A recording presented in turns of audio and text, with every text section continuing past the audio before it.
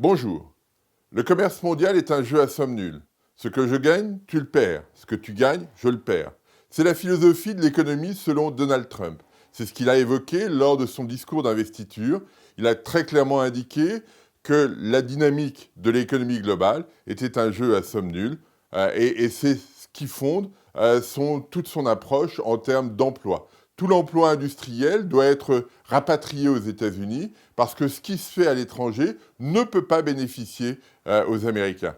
On voit bien la logique du système. On se focalise sur l'emploi industriel, pas du tout sur l'emploi des services. L'emploi des services, Donald Trump s'en contrefiche parce que c'est un emploi qui n'est pas délocalisable. Et donc, on n'a pas cet arbitrage qu'on voit sur l'industrie. Mais ce précepte, ce concept est faux.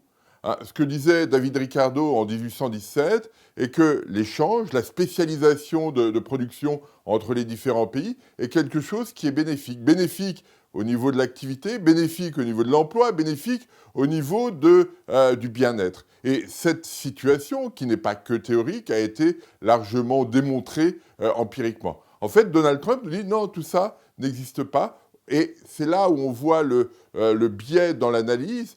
Les éléments économiques dans l'analyse du nouveau président américain doivent être conditionnés, ou conditionnent plutôt, les éléments politiques. Si l'analyse économique donne des éléments politiques positifs, alors j'utilise cet argument économique.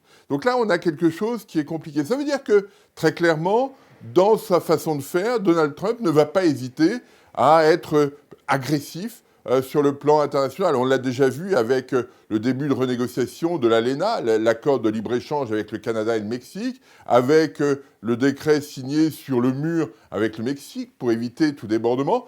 On est dans une situation où cet environnement va probablement déborder du Canada et du Mexique, et on imagine bien que très vite, cette situation va se tendre dans les relations avec la Chine.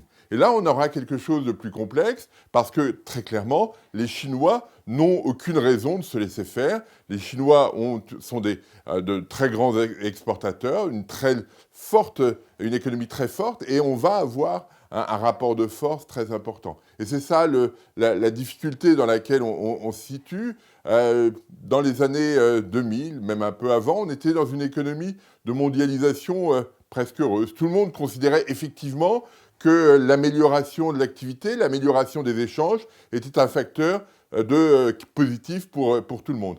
On rentre dans une économie du rapport de force, et là, les choses risquent d'être beaucoup plus complexes à gérer, beaucoup plus difficiles à appréhender, beaucoup plus difficiles à anticiper, et c'est l'économie telle qu'elle se présente aujourd'hui avec Donald Trump à la Maison-Blanche. Je vous remercie.